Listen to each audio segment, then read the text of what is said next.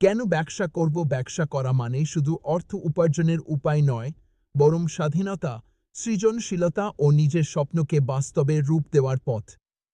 চাকরির পরিবর্তে ব্যবসা করার মাধ্যমে আমি নিজের নিয়ন্ত্রণে সময় ও সিদ্ধান্ত রাখতে পারি।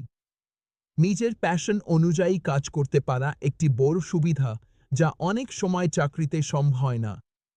ব্যবসার মাধ্যমে আমি শুধু নিজের জন্য নয়, বরং অন্যের কর্মসংস্থান সৃষ্টি করতে পারি। এটি সমাজে একটি ইতিবাচক প্রভাব ফেলে।